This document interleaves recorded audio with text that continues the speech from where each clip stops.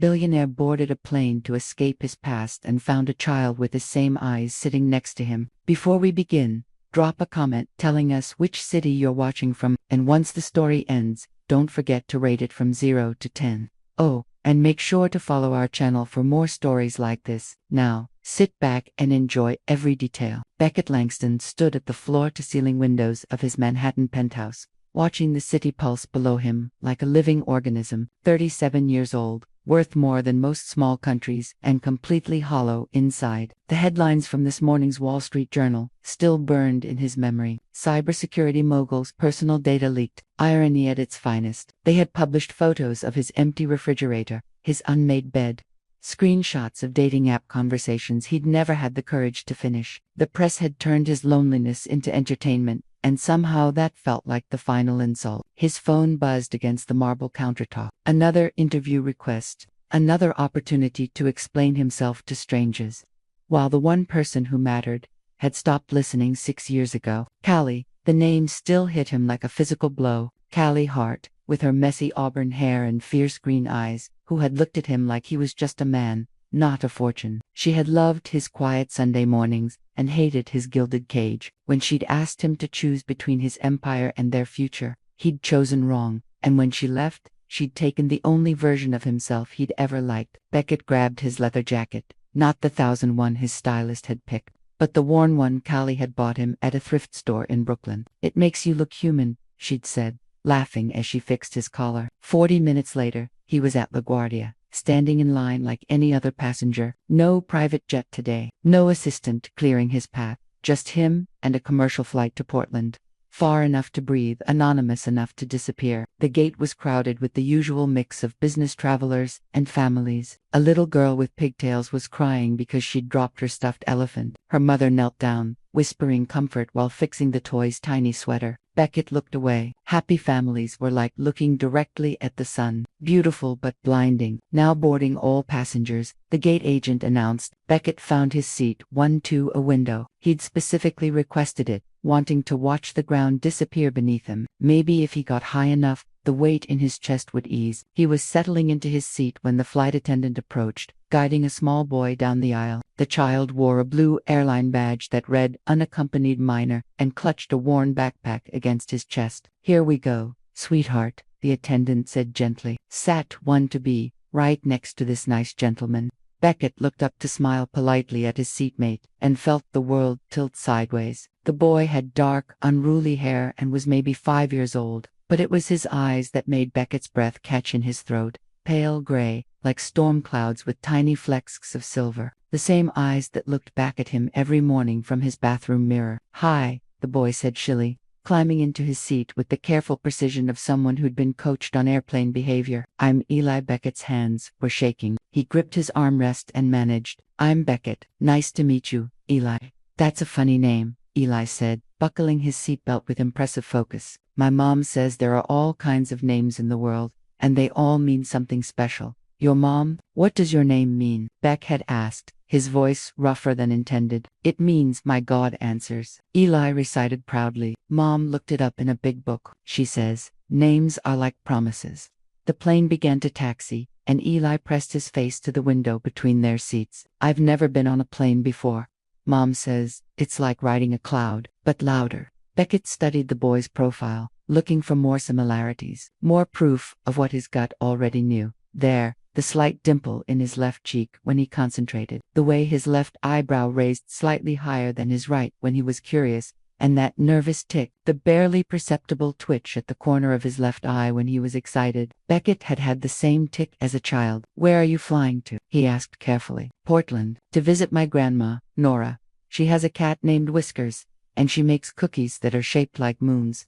Eli's eyes lit up and that little tick appeared just as Becket had expected. "Mom couldn't come because she has to work on her big story, but she promised to call me every night." The plane lifted off and Eli grabbed Becket's arm instinctively as they rose into the clouds. His small hand was warm and trusting, and Becket felt something crack open inside his chest. "Are you scared?" Becket asked gently. Eli shook his head, but his grip tightened. "Mom says brave people can still be a little scared. She says it's okay because being brave means doing important things, even when your tummy feels funny." She always was wise beyond her years. Your mom sounds very smart. She is. Eli beamed. She writes stories about people who do bad things so everyone can know the truth. She says, the truth is like sunshine. Sometimes it hurts your eyes, but it helps things grow. Beckett's heart clenched. That was pure Callie. Turning journalism into poetry for a 5-year. Her name is Callie. Eli continued digging in his backpack for a tablet. Callie Hart. She has hair like autumn leaves, and she smells like vanilla coffee.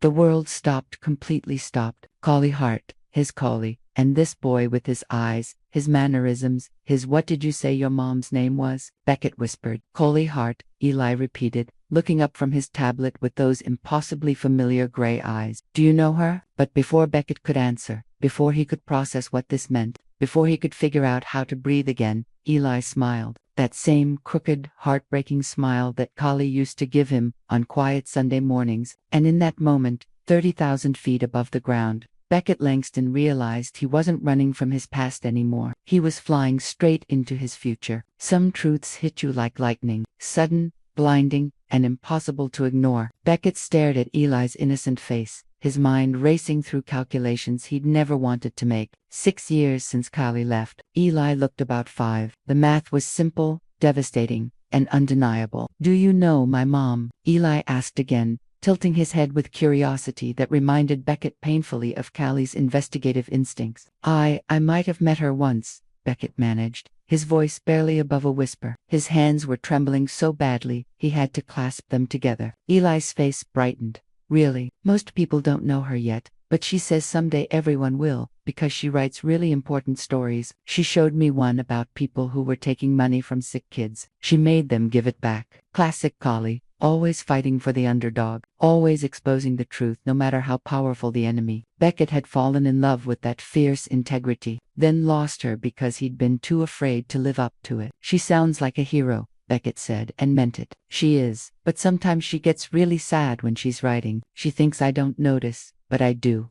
Eli lowered his voice like he was sharing a secret. She looks at her phone sometimes and gets this face like when you bite into something sour. Then she puts the phone away really fast. Beckett's throat tightened. Did she still have his number saved? Did she sometimes start to call him, then stop? The possibility felt like hope and torture at the same time. The flight attendant appeared with drinks and snacks. How are we doing here, gentlemen? Eli, are you comfortable? Yes, Mom. Eli replied politely. Beckett's really nice. He knows my mom. The attendant smiled at Beckett. That's wonderful. It's always comforting when children have familiar faces around. She leaned closer to Beckett. He's been so well behaved. His mother clearly raised him right. His mother. The words echoed in Beckett's mind as the attendant moved on. He watched Eli carefully open his apple juice, the same methodical way Beckett approached everything. The boy caught him staring and offered a shy smile. Are you okay, Beckett? You look like my mom when she's thinking really hard about her stories. Just thinking, Beckett said. Eli, can I ask you something? Sure. Do you know your dad? Eli's expression grew thoughtful. Mom says he's far away and very busy with important work. She says maybe someday I'll meet him, but not to worry about it because we have everything we need. He paused, then added quietly, but sometimes I wonder what he looks like. Beckett felt like he was drowning. What do you wonder? If he has gray eyes like me? If he likes chocolate chip cookies? If he would want to play catch in the park? Eli shrugged, with the casual acceptance of a child who'd learned not to ask too many questions about painful subjects. Mom always gets quiet when I ask too much, so I stopped asking. God, what have I done? I bet he would want to play catch with you, Beckett said hoarsely. Any dad would be lucky to have a son like you. Eli beamed at the compliment, but then his expression grew serious. Beckett, can you keep a secret? Of course. Sometimes I pretend that my dad is a superhero, and that's why he can't be with us because he's saving the world and stuff. It makes Mom less sad when I tell her that story. Beckett's vision blurred. This child, his child, was protecting Callie's feelings at 5 years old, creating fantasies to ease her pain.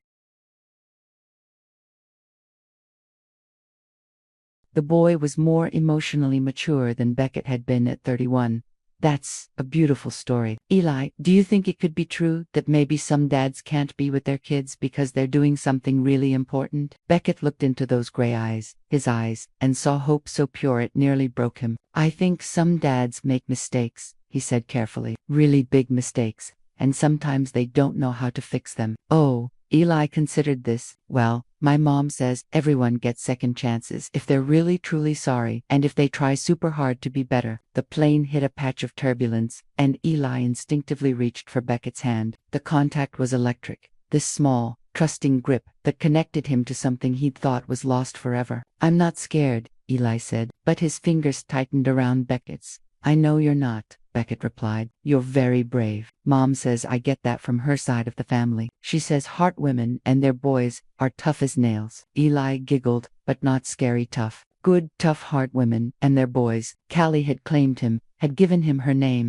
had built a life where Beckett was just a memory she protected their son from. The captain's voice crackled over the intercom. Ladies and gentlemen, we're beginning our descent into Portland. Please return to your seats and prepare for landing. Eli looked out the window at the approaching city. There's Grandma Nora. Well, not really, but she's down there somewhere. She's going to make me her famous moon cookies and show me her photo albums. She has pictures of Mom when she was little. Beckett's pulse quickened. Photo albums, unhung. Grandma Nora has pictures of everyone. She says family history is important. She even has pictures of my mom's old friends from before I was born. Did she keep any pictures of me? The plane touched down smoothly, and around them, passengers began gathering their belongings. Beckett felt panic rising in his throat. In minutes, Eli would walk away, and this impossible life-changing encounter would be over. But as they waited for their turn to disembark, Eli looked up at him with those heartbreakingly familiar eyes and asked the question that would haunt Beckett for the rest of his life. Beckett, do you think my dad thinks about me sometimes? The hardest lies to live with are the ones we tell ourselves. Every single day, Beckett whispered, the truth escaping before he could stop it. I think he thinks about you every single day. Eli's eyes widened with wonder. Really? How do you know? Beckett's chest felt like it was caving in. How could he explain to this innocent child that his father was sitting right next to him, that the man he'd been wondering about was the same coward who'd been too afraid to answer a phone call 6 years ago? Sometimes adults just know things, Beckett said weakly. The plane had stopped and passengers were filing out around them. A flight attendant approached with a clipboard and a gentle smile. Eli Hart, I'm Jennifer. I'll be escorting you to meet your grandmother. Okay. Eli turned to Beckett, his face bright with newfound friendship. Thank you for sitting with me, Beck. You're really nice. I hope we see each other again sometime. If I have anything to say about it, we will. Me, too, buddy. Have fun with your grandma's moon cookies. Eli giggled and shouldered his little backpack. As Jennifer guided him toward the exit, he turned back and waved. Bye, Beckett. Tell your family I said hi. Your family. If only he knew. Beckett watched them disappear into the jetway, then sat frozen in his seat as the plane emptied around him. A cleaning crew boarded, but he barely noticed them. His mind was spinning with impossible questions. What was he supposed to do now? Follow them, introduce himself to Callie's mother, demand answers he had no right to ask for. His phone buzzed. A text from his assistant. The Portland meeting has been confirmed for tomorrow at 2 p.m. Hotel reservations are set. Portland meeting. He'd completely forgotten why he'd come here in the first place. Some cybersecurity consultation that had seemed important 48 hours ago. Now it felt like background noise to the symphony of chaos in his head. 20 minutes later, Beckett was walking through Portland International Airport in a daze. He moved through baggage claim mechanically, his eyes scanning the crowd for any sign of a small boy with gray eyes and his grandmother. And then he saw them. Eli was wrapped in the arms of a woman in her 70s, with silver hair pulled back in a neat bun, and Callie's same bright green eyes. She was kneeling at his level, cupping his face in her hands like he was the most precious thing in the world. My sweet boy, she was saying, her voice carrying that same warmth Beckett remembered from the few times he'd met her years ago. Did you have a good flight? Were you brave? I was so brave, Grandma Nora, and I made a friend. His name is Beckett, and he knows Mom. Nora Hart straightened slowly, her eyes scanning the crowd with the sharp intelligence that ran in the family for a heart-topping moment. Her gaze locked with Beckett's across the terminal. Recognition flashed across her features. Surprise. Then something harder to read. Not anger exactly, but a weariness that cut through Beckett like a blade. She whispered something to Eli, who nodded eagerly and began chattering about airplane snacks. But Nora's eyes never left Beckett's face as she guided her grandson toward the exit. Beckett stood paralyzed, watching the woman who had raised the love of his life walk away with the child who might be his son. Every instinct screamed at him to follow, to explain, to demand answers. Instead, He pulled out his phone and did what he always did when life became too complex. He tried to control it. His fingers flew across the screen, pulling up every piece of public information he could find about Callie Hart. Her freelance journalism website, her recent articles, her social media, which was sparse and professional, revealing nothing personal. But buried in a Google search, he found a local Portland newspaper piece from 2 years ago. Local journalists win state award for investigative reporting. The photo showed Callie accepting a plaque, her hair longer than he remembered, her smile proud but tired. And there, barely visible in the background, was a small hand reaching up toward her from outside the frame. Eli's hand. Beckett sank onto a hard airport bench, the weight of 6 years crashing down on him. How many birthdays had he missed? First steps, first words. How many nights had Callie rocked their son to sleep while Beckett had been building an empire he'd convinced himself mattered more than love? His phone rang. Unknown local number. "Hello," he answered, his voice, "Mr. Langston." The voice was crisp, familiar, and carried the authority of someone who'd spent decades not suffering fools. "This is Nora Hart." Beckett's blood turned to ice. "Mrs. Hart, I saw you in the terminal, and I saw how you looked at my grandson."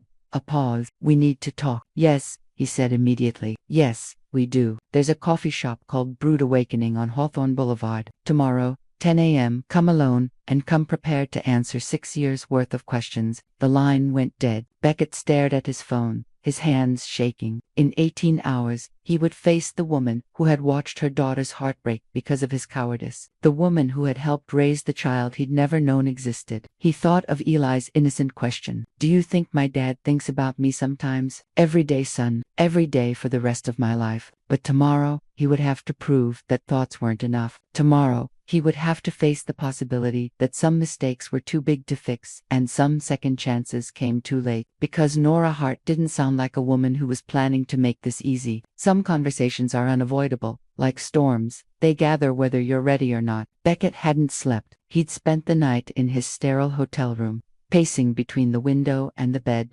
rehearsing conversations that would never be adequate. How do you apologize for abandoning someone you didn't know existed? How do you explain 6 years of silence to a woman who'd watched her daughter cry herself to sleep? At 9:45 a.m., he stood outside, Brood Awakening, his hands shaking as he gripped a coffee cup he couldn't taste. The cafe was quintessentially Portland. Exposed brick walls, mismatched furniture, and the kind of authentic atmosphere his Manhattan life had lost years ago. Through the window, he could see her. Nora Hart sat at a corner table, her silver hair catching the morning light, her green eyes so much like Callie's, fixed on the entrance. She wore a simple cardigan and held her own coffee with the steady hands of someone who'd weathered plenty of storms. Beckett pushed through the door, the bell chiming his arrival like a funeral toll.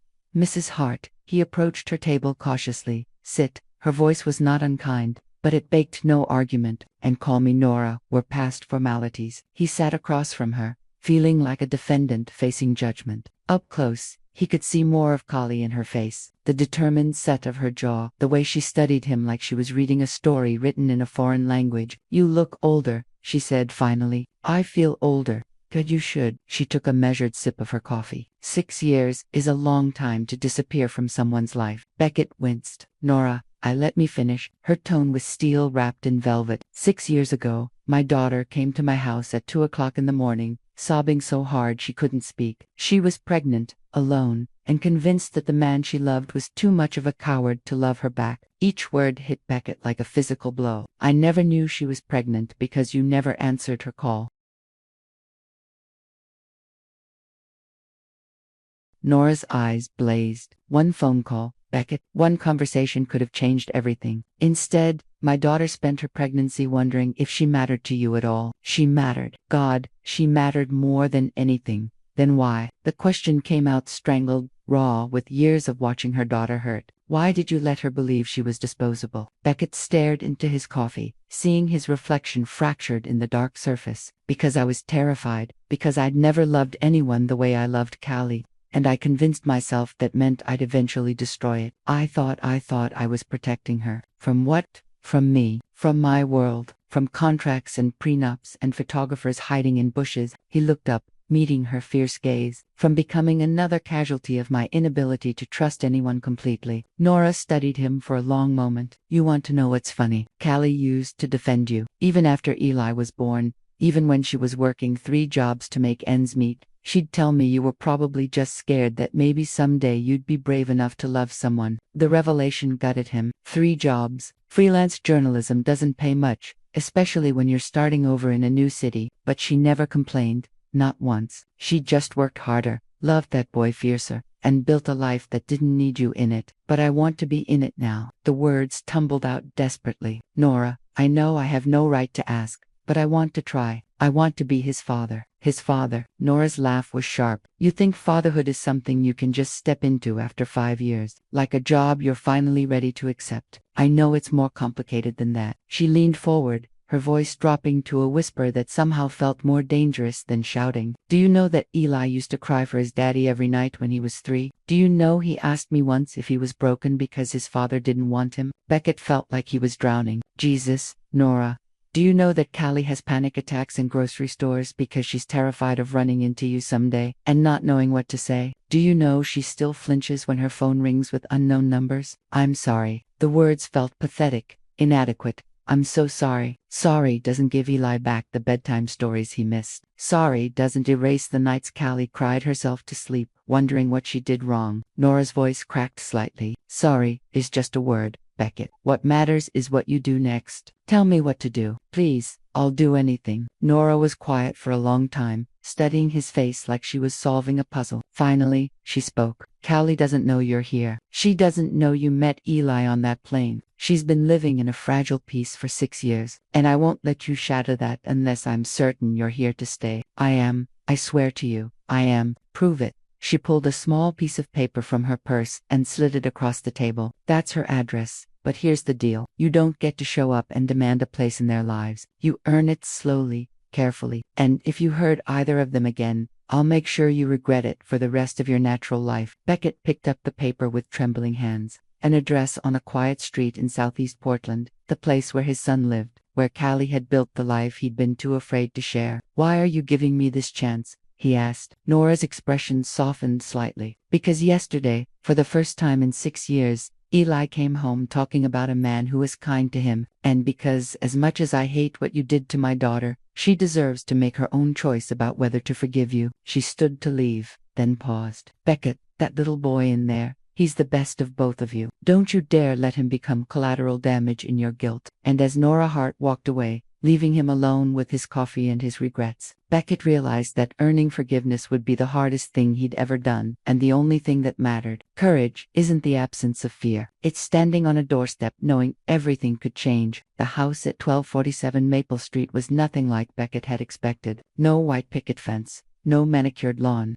Just a small weathered bungalow with chipped blue paint and a garden that looked loved rather than landscaped. Wind chimes hung from the porch, creating a gentle melody that somehow made his chest ache. This was where Callie lived, where she'd raised their son, where she'd built a life that had nothing to do with marble countertops and floor-to-ceiling windows. Beckett sat in his rental car across the street for 20 minutes, his hands gripping the steering wheel like an anchor. Through the front window, he could see the warm glow of lamps, the suggestion of a life being lived. A bicycle with training wheels leaned against the porch steps. Eli's bike. The front door opened and Beckett's heart stopped. Callie stepped out, keys in hand, looking exactly like the woman who'd haunted his dreams for 6 years. Her auburn hair was shorter now, barely touching her shoulders, and she looked tired in a way that spoke of long nights and early mornings, but she was still beautiful in that effortless way that had always made him forget to breathe. She was heading toward a beat-up Honda Civic parked in the driveway when she noticed the unfamiliar car across the street. Her journalist instincts kicked in. Beckett watched her catalog details, memorize his license plate, assess potential threats. Then her gaze found his through the windshield. The keys slipped from her fingers, hitting the concrete with a metallic jangle that seemed to echo in the sudden stillness. Even from 50 feet away, Beckett could see her face cycle through emotions. Shock, disbelief, anger, and something else he couldn't quite read. She stood frozen for what felt like an eternity, then slowly, so slowly, began walking toward his car. Beckett got out, his legs unsteady. They met in the middle of the empty street like gunslingers in an old western. Each step weighted with 6 years of silence. Beckett. Her voice was carefully neutral, but he caught the slight tremor she was trying to hide. Callie, up close, He could see the faint lines around her eyes, the small scar above her left eyebrow that hadn't been there before. Life had marked her in ways he hadn't been there to witness. "What are you doing here?" The question wasn't accusatory, just tired. Like she'd been expecting this moment for years and was exhausted by its arrival. "I met him." The words came out before he could soften them. "On a plane yesterday. He told me his mom's name was Collie Hart." The color drained from her face. "You met Eli." Seat 1 to B. "He was traveling alone to see his grandmother." Beckett's voice cracked. "He has my eyes, Callie. He has my eyes and my laugh and that nervous tick I had as a kid when I got excited." Callie wrapped her arms around herself, a gesture of protection he remembered all too well. "You don't know that he's don't." The word came out sharper than he intended. "Please don't make me pretend I don't know he's mine." She stared at him for a long moment, then let out a laugh that sounded dangerously close to sobbing. 5 years, Beckett. He's 5 years old and you're just now." She stopped, shaking her head. "God, I can't do this in the street. Can we go inside?" "No." The answer was immediate, protective. "That's his space, his safe place. You don't get to." She paused, took a breath. "There's a park 2 blocks over Laurelhurst. Meet me there in 10 minutes. She turned and walked back toward her house, leaving Beckett standing in the middle of Maple Street with his heart pounding against his ribs. 10 minutes later, he found her sitting on a bench overlooking the park's small pond. She'd changed into jeans and a worn sweater that looked like it had been through 1,000 washings. Her hair was pulled back in a ponytail, and she looked younger, more like the woman he'd fallen in love with 7 years ago. "He's with my mother tonight," she said without looking at him. "Sleep over after his big airplane adventure." He couldn't stop talking about his new friend, Beckett, who knew his mom. Beckett sat down beside her, careful to leave space between them. "He's incredible, Callie, smart and kind, and don't." Her voice was quiet but firm. "Don't you dare sit here and tell me about my son like you're discovering him. I know who he is. I've known every day for 5 years. I know. I'm sorry. Why now?" She finally looked at him and her green eyes were bright with unshed tears. 6 years of nothing. 6 years of wondering if you even remembered I existed. And now you show up because you accidentally sat next to a child who might be yours. I tried to call you back that last night. I picked up the phone 100 times. But you never actually dialed." The words were like a slap. "Do you know what that last message said, Beckett? Do you even remember?" He closed his eyes. "You said you were pregnant and that you weren't asking for anything, just that you thought I should know. I also said I loved you, that whatever was scaring you, we could figure it out together, that I wasn't going anywhere unless you made me." Her voice broke slightly. "And your silence told me everything I needed to know about how much that love was worth to you." They sat in silence, watching ducks glide across the pond's surface. A jogger passed by, earbuds in, oblivious to the conversation that was reshaping to lives on a park bench. "I was scared," Beckett said finally, "terrified that I'd turn into my father. Cold, controlling, treating love like a business transaction. I thought if I loved you less, I'd hurt you less. So instead, you hurt me completely." Callie wiped her eyes with the back of her hand. "Do you know what the worst part was? It wasn't the pregnancy or raising him alone, or working 60-hour weeks to keep food on the table. It was wondering what I'd done wrong, what I'd said or didn't say that made you decide I wasn't worth fighting for. You didn't do anything wrong. God, Callie, you were perfect. You are perfect." That was the problem. "I knew I'd find a way to ruin it." She turned to face him fully. "You did ruin it, Beckett. Just not the way you thought you would." The words hung between them like a bridge neither was ready to cross. Finally, Callie stood. "I need time to think, to figure out what this means for Eli." She paused. "He doesn't know who you are. As far as he's concerned, his dad is just somewhere else. And I won't have him hurt because you're having some kind of crisis of conscience. I want to be his father, Callie. Really, be his father. Wanting isn't enough." She started walking away, then stopped. "I'm not the same woman who loved you 6 years ago, Beckett. And I won't be anyone's second choice ever again."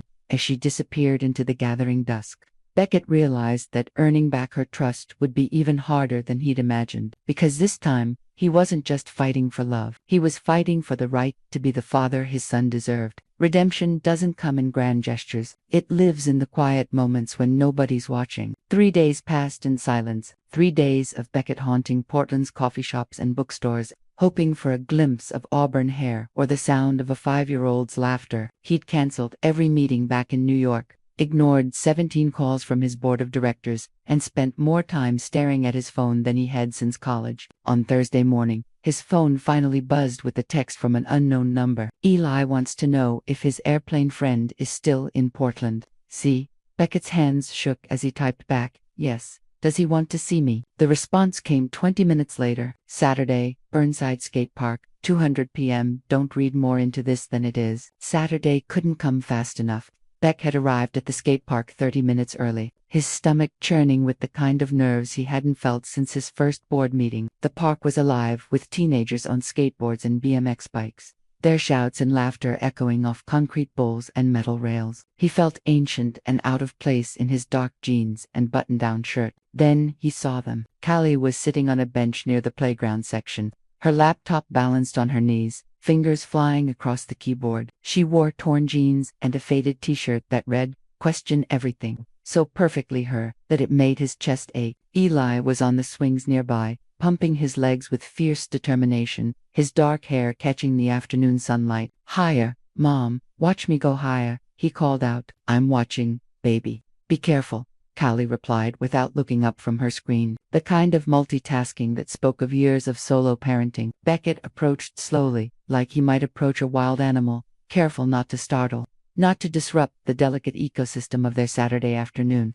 "Beckett," Eli's voice rang out across the playground. He leaped off the swing mid-arc, landing with the fearless confidence of childhood, and ran toward him. "You're still here. I told Mom you were really nice, and she said maybe we could see you again." Beckett knelt to Eli's level, fighting the urge to pull him into a hug. "Hey, buddy, how was the rest of your visit with Grandma Nora?"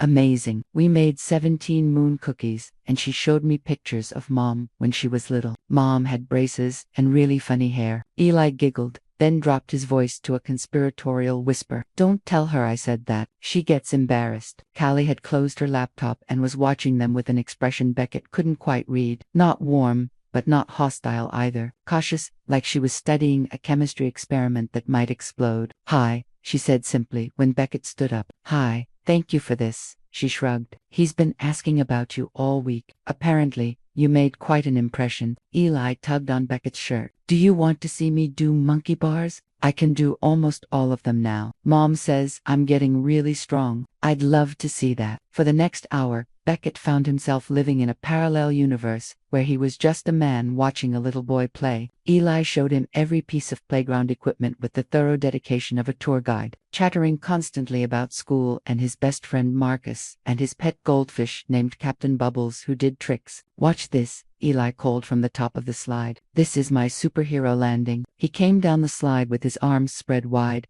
landing in a crouch with his fist on the ground. "Ta-da, that was incredible," Beckett said, and meant it. "Where did you learn to do that?" "I made it up. Mom says I have a big imagination like her." Eli glanced toward the bench where Callie was pretending to work while obviously listening to every word. "She writes stories about bad guys who do mean things. She's like a superhero, too, but with a computer instead of a cape." Beckett looked at Callie, who was now openly watching them, her expression softer than it had been all afternoon. "Your mom is definitely a superhero. Do you want to push me on the swings?" "Mom's busy with her important work, and I can't get high enough by myself." Beckett glanced at Callie, who gave him a barely perceptible nod. "I'd be honored." As he pushed Eli's swing, listening to the boy's delighted laughter, Beckett felt something he hadn't experienced in years. Pure, uncomplicated joy. No board meetings, no profit margins, number 5-year plans. Just this moment, this child, this simple act of making someone happy. Beckett Eli's voice was thoughtful now,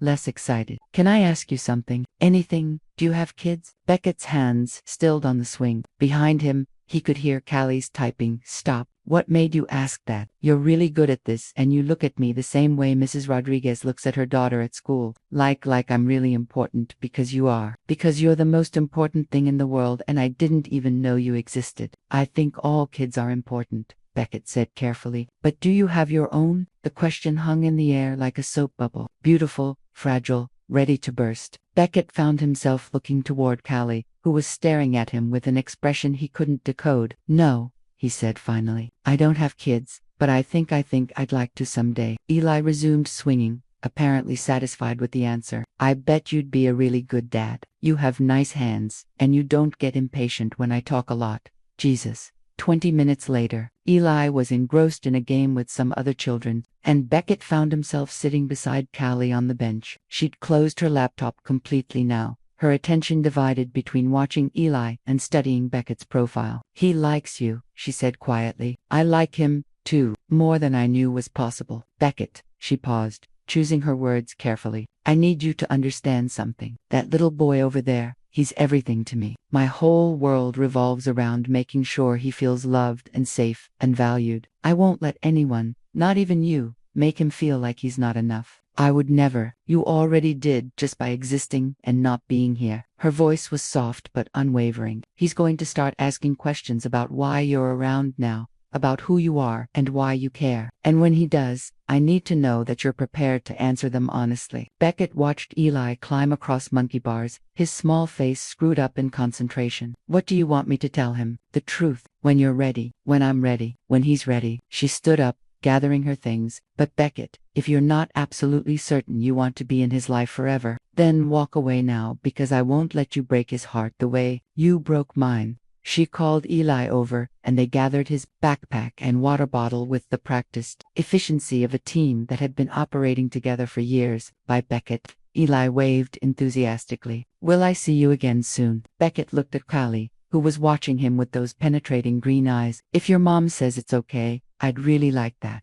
Eli looked between them, his 5-year-old intuition clearly picking up on undercurrents he couldn't quite understand. "Mom, can Beckett come to my soccer game next week? Coach says families can come watch families." Callie's face went through a series of micro-expressions before settling on something resembling resignation. "We'll see, baby. Say goodbye for now." As they walked away, Eli's hand tucked securely in his mother's. Beckett heard him ask, "Mom, why do you look sad when you talk to Beckett?" He couldn't hear her answer, but he saw her kneel down to Eli's level, saw her cup his face in her hands the way her mother had done at the airport. Whatever she told him made the boy nod seriously before throwing his arms around her neck in a fierce hug. And Beckett realized that earning the right to be part of that circle, that complete, perfect unit of two, would require more courage than he'd ever needed to build his empire. The hardest battles are fought on soccer fields where 5-year-olds show you what courage really looks like. Saturday morning arrived, gray and drizzling, typical Portland weather that made everything look like a watercolor painting left in the rain. Beckett stood at the edge of Laurelhurst Park soccer field,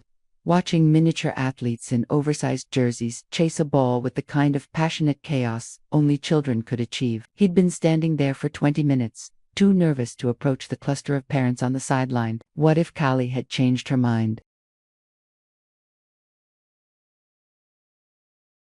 What if she'd only said yes to avoid disappointing Eli? What if he didn't belong here among these suburban families with their folding chairs and snack schedules? "Beckett," a familiar voice cut through his spiral of doubt. Eli was running toward him, his jersey 3 sizes too big and his shin guards crooked, his face lit up like Christmas morning.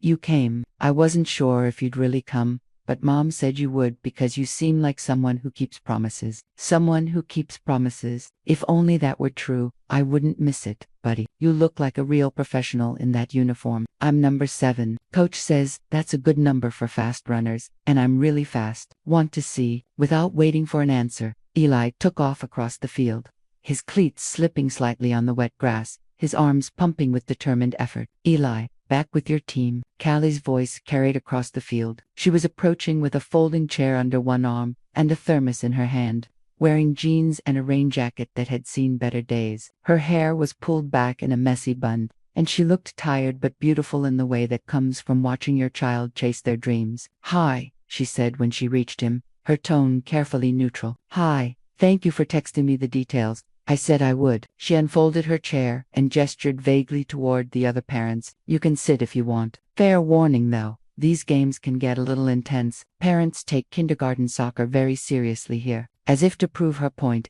a man in an expensive North Face jacket shouted, "Come on, Bryce. Aggressive. Be aggressive."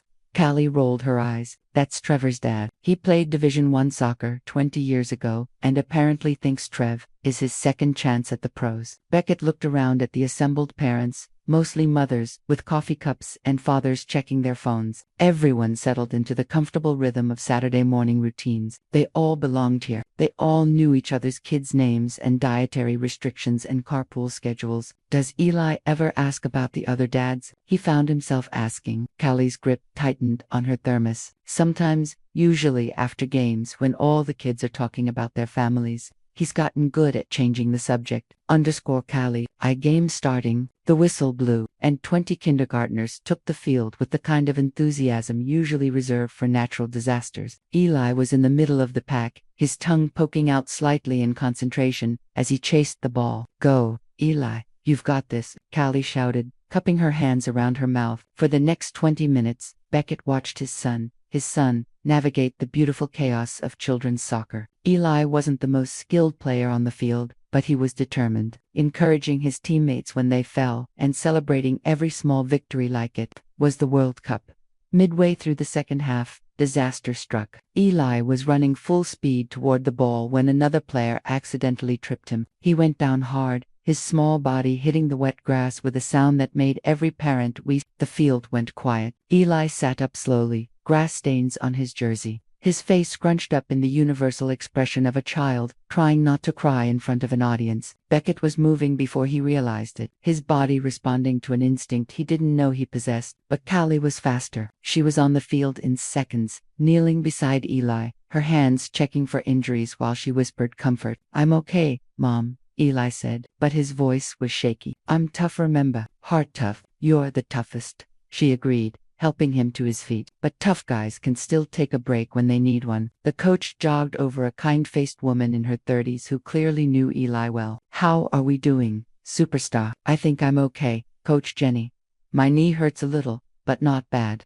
Coach Jenny examined his scraped knee with the practiced eye of someone who'd seen 1,000 playground injuries. "I think you're good to keep playing if you want to. What do you say, Ma?" Callie looked to Eli, letting him make the choice. "What do you think, Bubby?" Eli looked around the field at his teammates waiting to resume play, at the parents watching from the sideline. His gaze found Beckett in the crowd, and something in his young face shifted. A decision being made, courage being summoned. "I want to keep playing," he said firmly. "But can Beckett come closer to the field so I can see him?" Every parent on the sideline turned to look at Beckett. He felt exposed, studied, like a specimen under a microscope. But Eli was looking at him with such hope, such trust, that nothing else mattered. "Of course," Beckett said, moving to the edge of the field. For the remainder of the game, every time Eli made a play, good or bad, he would look toward the sideline and wave at Beckett. Each wave was like a small hand reaching directly into Beckett's chest and rearranging everything inside. With 5 minutes left in the game, the impossible happened. The ball rolled directly to Eli's feet, and for once, no other players were around him. He looked up, saw the goal ahead of him, and started running. "Go, Eli, go." Callie was on her feet, her professional composure completely abandoned. Beckett found himself shouting, his voice joining the chorus of parents who'd become invested in this small boy's moment of glory. "Run, buddy, you've got it." Eli kicked the ball with all his 5-year-old might. It wasn't pretty, and it wasn't particularly accurate, but it rolled slowly, inevitably, into the corner of the goal. The field erupted. Eli's teammates mobbed him in a pile of small bodies and enormous joy. The parents cheered like they'd witnessed the miracle. And maybe they had, the miracle of a child believing in himself and being proven right. When Eli emerged from the celebration, his face was radiant with pride and disbelief. He ran straight to the sideline, straight to where Callie and Beckett were standing side by side. "Did you both see? I scored a goal." He was bouncing on his toes, unable to contain his excitement. "We saw, baby. We saw the whole thing," Callie said,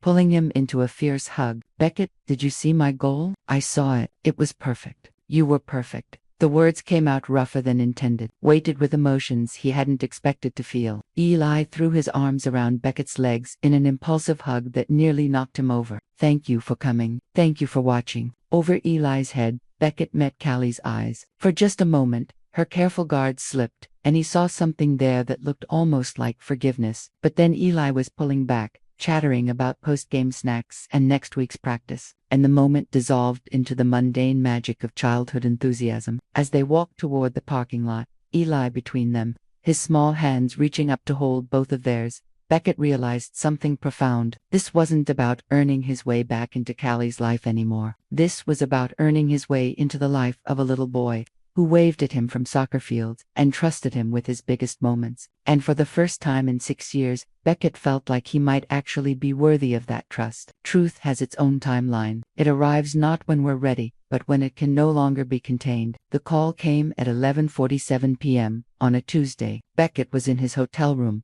laptop balanced on his knees, trying to convince himself he was working when really he was scrolling through Callie's old articles for the 100th time. Her buy-in photo from 3 years ago showed her accepting an award for investigative journalism, her smile, proud but tired, and he wondered if she still got that little crease between her eyebrows when she was concentrating. His phone buzzed. Callie's number. "Hello," he answered on the first ring. "Beckett," her voice was strained, barely controlled. "I need your help."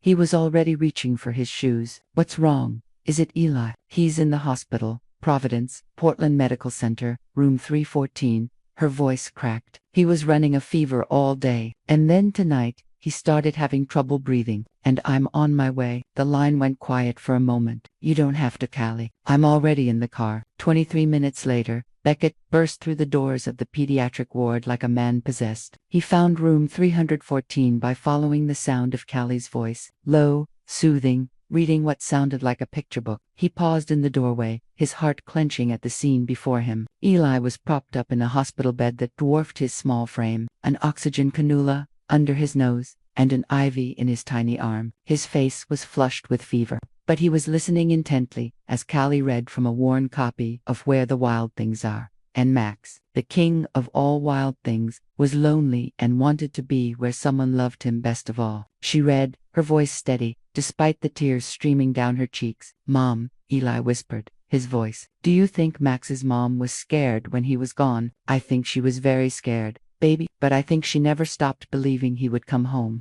That's when Eli noticed Beckett in the doorway. His fever-bright eyes widened with surprise and something that looked like relief. "Beckett, you came to the hospital. Are you a doctor too?" Callie's head snapped up, and for a moment, her careful composure cracked completely. She looked exhausted, terrified, and younger than her 32 years. "I didn't think you'd actually come," she whispered. "Of course I came." Beckett stepped into the room, his eyes cataloging every wire, every machine, every sign of his son's distress. "How is he? Pneumonia?" she said, wiping her eyes quickly. They caught it early, but his oxygen levels dropped and her voice broke. "I was so scared." "Hey buddy," Beckett said, approaching Eli's bedside. "How are you feeling?" "Kind of yucky, but better now that you're here. The doctors gave me medicine in a tube." Eli pointed to his with the Medevac acceptance children have for medical procedures. "It doesn't hurt much. Mom says I'm being really brave." "You're the bravest kid I know," Beckett said, and meant it. "Is there anything I can get you?" "Ice cream, a new book." Eli's eyes lit up, despite his illness. "Ice cream would be good, but Mom says I can't have cold stuff right now because of my throat. When you're better, then we'll get the biggest ice cream sundae they make with extra whipped cream, with extra everything." Callie watched this exchange with an expression Beckett couldn't quite read. Gratitude, maybe, or surprise, or something more complicated that lived somewhere between love and loss. A nurse appeared in the doorway, a kind-faced woman in scrubs covered with cartoon dinosaurs. "How are we doing in here, Eli?" "Sweetie, time to check your temperature again." As the nurse bustled around, checking monitors and making notes, she smiled at Beckett. "You must be Dad. Eli's been talking about you all evening. My friend Beckett is really tall and he knows my mom and he comes to my soccer games." She laughed. "He's quite the chatterbox when he's not feeling well." Beckett felt the world tilt. The nurse had assumed he was Eli's father, and neither Callie nor Eli had corrected her. He caught Callie's eye, looking for guidance, for permission, for any sign of what he was supposed to say. She looked away. "Temperature's coming down," the nurse announced cheerfully. "That's excellent news. The antibiotics are definitely working. Dr. Morrison will want to keep you overnight for observation, but I think someone's going home tomorrow." "Yay!" Eli cheered weakly. "Will you still be here tomorrow, Beckett?" "In Portland, I mean." "Yes," he said without hesitation. "I'll be here as long as you need me." Something shifted in Callie's expression, a wall coming down, or maybe going up. "Eli, baby, try to get some sleep. The medicine works better when you're resting." "Can Beckett stay for a little while?" please. I sleep better when people I like are nearby. People I like. Such simple words that carried the weight of everything Beckett had never known he wanted. If your mom says it's okay, I'd be happy to stay. Callie nodded, settling back into the uncomfortable hospital chair she'd clearly been occupying for hours. Just until he falls asleep. For the next hour, they took turns telling Eli stories. Callie sharing tales from her childhood, Beckett making up adventures about brave knights and their faithful dragons. Gradually, Eli's eyes grew heavy, his small hand curled around the hospital blanket, his breathing becoming deeper and more regular. When they were certain he was asleep, Callie gestured toward the hallway. They stepped outside, leaving the door cracked so they could hear if he stirred. "Thank you," she said quietly, "for coming. You didn't have to." "Yes, I did." The words came out more forcefully than he intended. "Callie, he's my son." She leaned against the wall, suddenly looking every one of her sleepless hours. "I know. Then why haven't you told him?" "Because," she rubbed her temples, a gesture he remembered from their life together. "Because once I tell him, everything changes for him, for me, for you. And I need to know that you're ready for that." "I am ready." "Are you really?" She looked at him with those penetrating green eyes. "Because being his father isn't just showing up for soccer games and hospital visits. It's scraped knees and nightmares and homework battles and teenage rebellion. It's being there, even when it's boring, even when it's hard, even when there's no crisis to solve. I want all of it." "You say that now. But what happens when your board calls and demands you come back to New York? What happens when your real life starts calling again?" "This is my real life." The words came out with a certainty that surprised him. "Callie, I've been sleepwalking for 6 years. These past few weeks, watching him play soccer, seeing him be brave in that hospital bed. This is the most real I've felt since you left." She studied his face in the harsh fluorescent light of the hospital hallway. "He's going to ask questions, hard ones. Why you weren't there before. Why you stayed away. Whether you're going to leave again. Then I'll answer them honestly. And if the answers hurt him, then I'll spend the rest of my life making sure he knows he's wanted, that he's loved, that leaving him was the biggest mistake I ever made. But I'm here now, and I'm not going anywhere." Callie was quiet for a long moment, her eyes fixed on the floor. When she looked up, there were tears in her eyes, but also something that looked like resolution. "Okay," she whispered. "Okay, when he's feeling better, when we're back home, and he's not dealing with being sick, we'll tell him." She paused. Together, through the cracked door, they could hear Eli's quiet breathing, the soft beep of monitors, the sounds of a child healing. Together, Beckett repeated, and for the first time in 6 years, the word felt like a promise he might actually be able to keep. Because sometimes the most important conversations happen in hospital hallways, where the truth finally finds its voice. Some words can never be taken back. They reshape the world the moment they're spoken. 3 days after the hospital, Eli was back to his normal,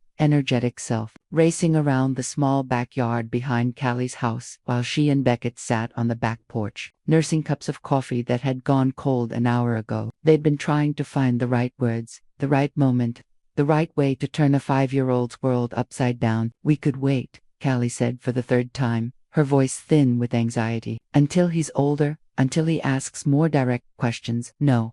Beckett's voice was gentle but firm. "We've all waited long enough." Through the screen door, they could hear Eli in the living room building an elaborate fort out of couch cushions and blankets. His chatter was constant, a running commentary on his architectural decisions that made both adults smile despite their nerves. "Mom," Beckett, "come see my castle. It has a drawbridge and everything." Callie took a shaky breath. "Okay, now or never." They found Eli crouched inside his blanket fort, arranging action figures with the serious concentration of a military strategist. His dark hair was still mussed from his afternoon nap, and he looked so young, so innocent, that Beckett felt a moment of panic. What if this ruined everything? What if knowing the truth was worse than wondering? "This is amazing," Buddy Beckett said, crouching down to admire the fort's engineering. "You could be an architect someday."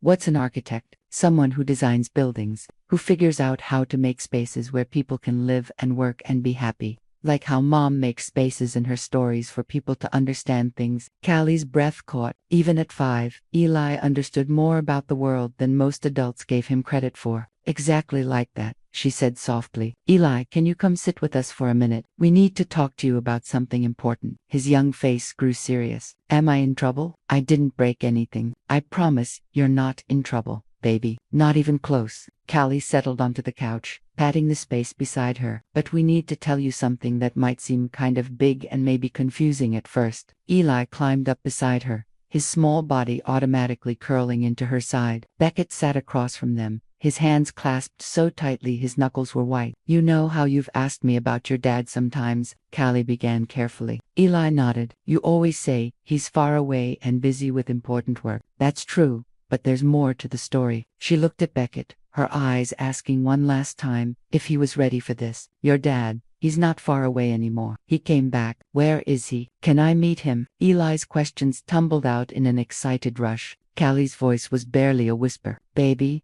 your dad is Beckett. The room went completely silent. Eli's eyes went wide, darting between his mother and the man he'd known as his airplane friend, his soccer game buddy, his hospital visitor. His young mind was clearly working, processing, trying to make sense of this information. Beckett is my dad, he asked finally, his voice small and uncertain. Yes, Beckett said, his voice rough with emotion. I'm your dad, Eli. But why didn't you tell me before? Why did you pretend to be just my friend? The questions Callie had warned him about, the ones that would hurt. Beckett leaned forward, meeting Eli's confused gaze directly. Because I made some really big mistakes, buddy. Before you were born, I was scared of being a dad, and I made some choices that hurt your mom. When you were born, I didn't know about you, and by the time I could have found out, I was too scared and too ashamed to try. Eli's brow furrowed in concentration. But you're not scary. You're nice and you come to my soccer games and you stayed with me at the hospital. I'm different now than I was then meeting you on that airplane. It changed everything for me. The airplane. Eli's eyes lit up with understanding. You recognized me. That's why you looked so surprised. You have my eyes, Beckett said softly. The same eyes I see in the mirror every day. The moment I saw you, I knew. Eli looked back and forth between them, his 5-year-old brain working to process this monumental shift in his understanding of the world. So all those times I wondered what my dad looked like. You were right there, yes. And when I asked you if you thought my dad thought about me, I think about you every single day.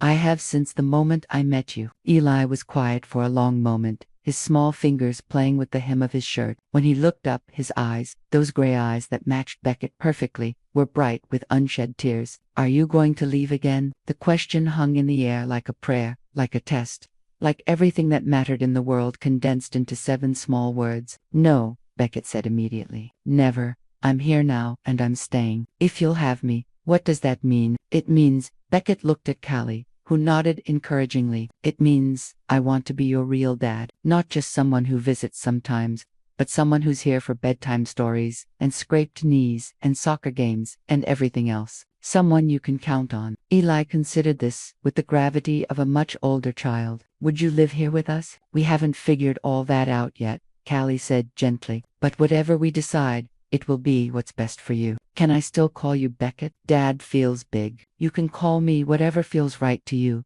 Beckett said. Beckett, Dad, or anything else you want. There's no rush. Eli nodded slowly, then surprised them both by sliding off the couch and walking over to Beckett. Without hesitation, he climbed into Beckett's lap and wrapped his small arms around his neck. I'm glad you're my dad, he whispered. I always hoped my dad would be someone nice like you.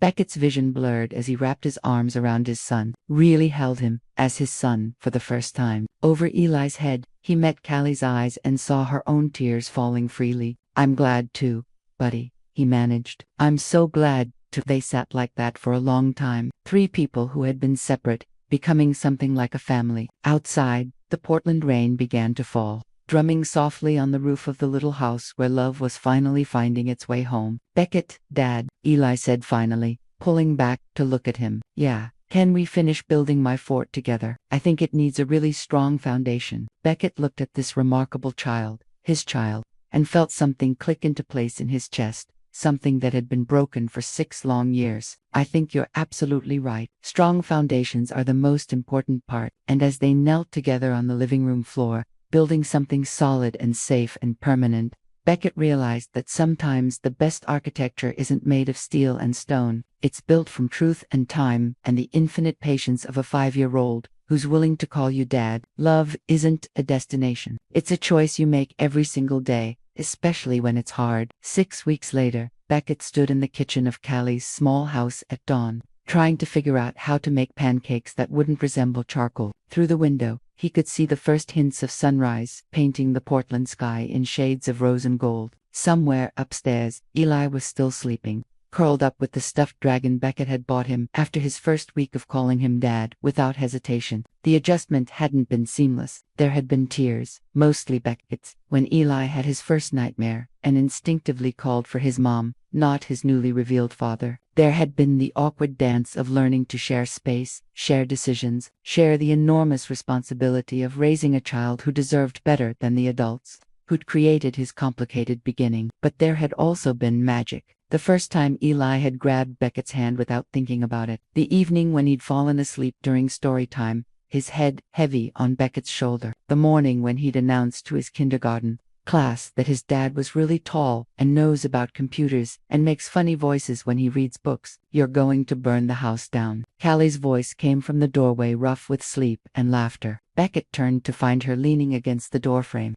her auburn hair a mess, wearing an old NYU t-shirt he vaguely remembered from their life together 6 years ago. She looked rumpled and beautiful and like home in a way that made his chest ache. I'm trying to master the ancient art of Sunday morning pancakes, he said, gesturing helplessly at the smoking pan. Apparently, there's more technique involved than I anticipated. Here, let me. She moved beside him, her shoulder brushing his as she adjusted the heat and salvaged what remained of the batter. The trick is patience and lower heat.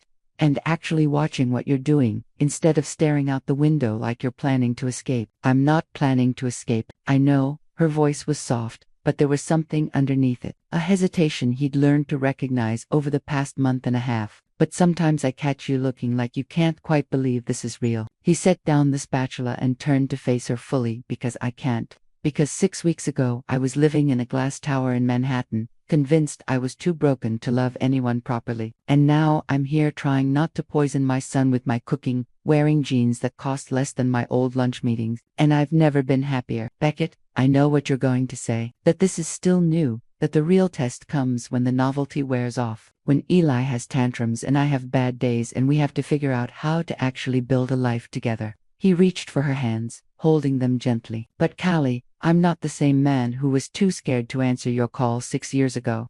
Before she could respond, the sound of small feet thundered down the stairs, followed by Eli's sleep, rough voice. Is someone making pancakes? I smell pancakes. And also, maybe something burning. Your dad is learning, Callie called back, not taking her eyes off Beckett's face. Can I help? I'm really good at stirring. Eli burst into the kitchen, wearing dinosaur pajamas and hair that defied gravity, his gray eyes bright with the enthusiasm only children possess.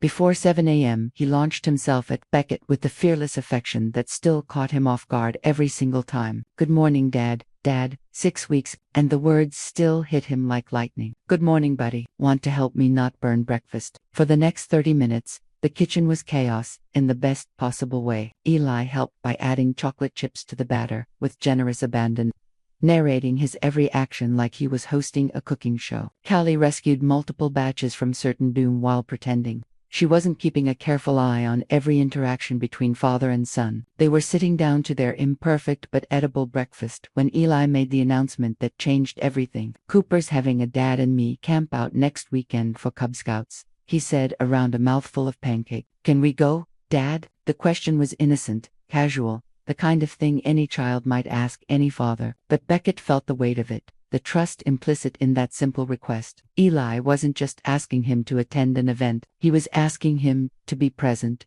to show up, to be the kind of father who said yes to adventures. I'd love to go camping with you, Beckett said. Fair warning though, I've never actually been camping. You might have to teach me a few things. Eli's face lit up like Christmas. I can teach you everything. How to make s'mores, and how to find the Big Dipper, and how to zip up a sleeping bag really fast if you hear scary noises. Scary noises, probably just raccoons, Eli said with the authority of someone who'd clearly been briefed by other kindergarten camping experts. But sometimes bears. Mom says bears are more scared of us than we are of them. But I think that's not totally true. Callie laughed and the sound was like sunshine breaking through clouds. Bears are definitely more scared of you than you are of them. babe, especially when you sing camp songs as loudly as you usually do. I don't sing loud, I sing enthusiastic. As they finished breakfast, Eli chattering about camping supplies and s'mores techniques, Beckett felt something settle in his chest, a peace he'd never experienced.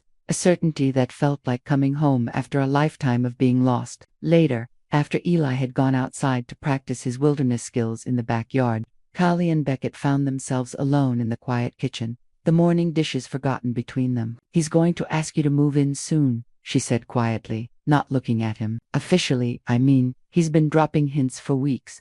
"And what would you say if he did?" She was quiet for so long, he thought she wouldn't answer. When she finally spoke, her voice was barely above a whisper. "I'd say yes."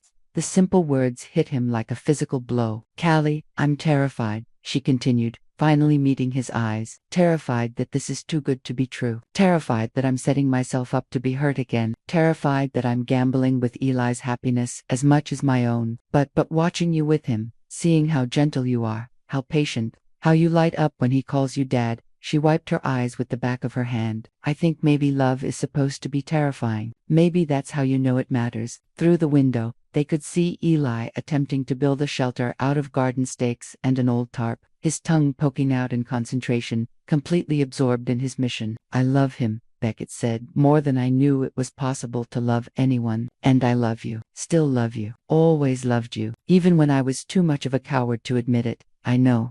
She reached across the table, her fingers intertwining with his. "I love you, too. Still, again. It's complicated. The best things usually are." From the backyard came the sound of Eli's voice calling out in triumph. "Mom, Dad, come see my fort. It's really strong this time.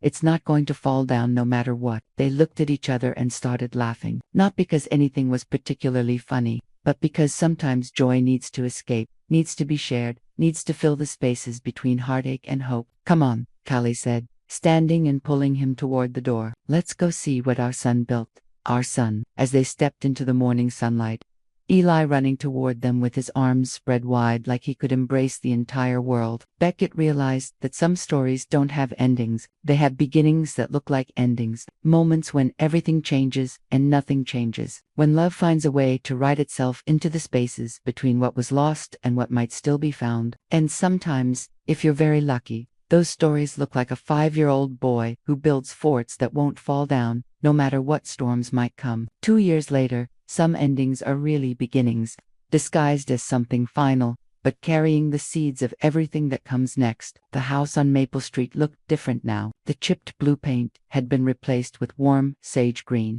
chosen by committee after Eli insisted that houses should look happy from the outside so people know happy people live inside. The garden bloomed with vegetables that actually grew under Callie's patient tending and Beckett's enthusiastic overwatering. A tire swing hung from the old oak tree in the backyard, installed by a man who'd learned that some of life's best investments couldn't be measured in quarterly reports. Beckett stood at the kitchen window watching his 7-year-old son, always his son now, teach his younger sister how to kick a soccer ball. Lily Hart Langston was 18 months old with Callie's green eyes and auburn curls and Eli's infinite capacity for joy. She toddled after the ball with determined concentration while Eli provided running commentary. "Good try, Lily. Remember, use the inside of your foot. Dad taught me that. Even after 2 years, those words could still stop Beckett's world. "You're going to be late for your interview." Callie's voice came from behind him, warm with amusement. He turned to find her leaning against the doorframe,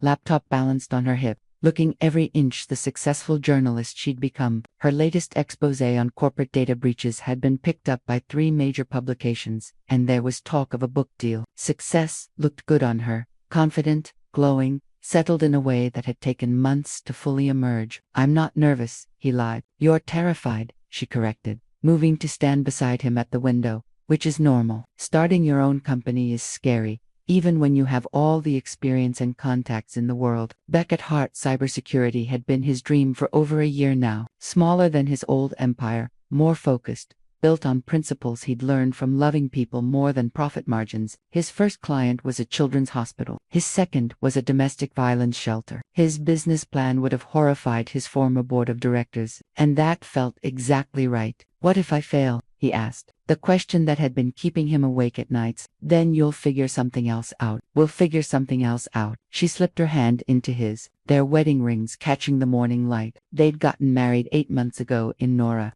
Hart's backyard, with Eli as the ring bearer and Lily as the world's youngest flower girl. No photographers, no contracts, no just promises made in front of the people who mattered most. Besides, you won't fail. You're too stubborn, and your family is too proud of you to let you give up. Through the window, they watched Eli scoop up his sister when she fell, brushing grass off her tiny jeans, with the gentle efficiency of someone who'd learned early that taking care of people was the most important job in the world. Daddy, Mama, Lily's voice carried across the yard, clear and demanding. Up, up. Eli looked toward the house and waved. Dad, come play with us. Lily wants to show you her new running. Callie squeezed his hand. Go. Your interview isn't for an hour, and your daughter is requesting a command performance. Beckett kissed her temple, breathing in the familiar scent of vanilla coffee and determination that had been home to him for 2 years now. I love you. I love you, too.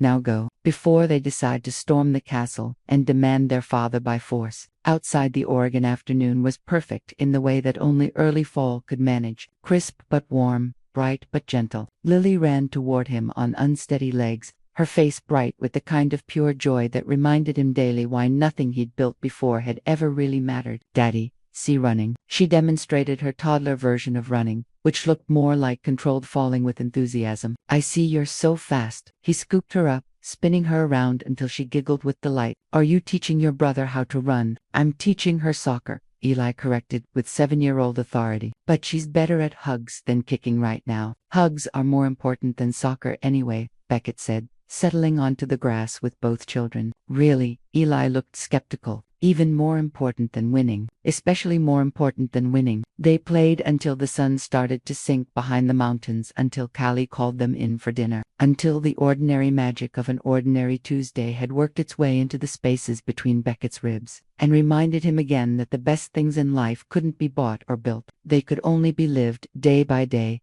choice by choice, love by love. Later, after baths and bedtime stories and the elaborate ritual of getting 2 children to actually sleep, Beckett found himself back at the kitchen window. But this time, instead of looking out, he was looking in, at the life reflected in the glass, at the man he'd become, at the family he'd been brave enough to choose and keep choosing every single day. His phone buzzed with a text from his lawyer. Interview went great. They're very interested. Congratulations. You're officially a small business owner. But that wasn't the message that mattered most tonight. The one that mattered was from Eli, sent from the tablet in his room. Good luck tomorrow, Dud. I'm proud of you. Love your son, Eli. P.S. Lily says, goo, which means she's proud, too. Beckett saved the message, then walked upstairs to check on his sleeping children, a ritual he'd never missed. Not once in 2 years. Lily was curled up like a tiny shrimp, her fist curled around the ear of her stuffed bunny. Eli lay sprawled across his bed like a starfish, his covers kicked off, a book about space exploration, open on his chest. In the hallway, he found Callie waiting for him, her expression soft with the kind of contentment that comes from watching dreams turn into daily life. How'd the interview really go? She whispered. I think I might actually pull this off.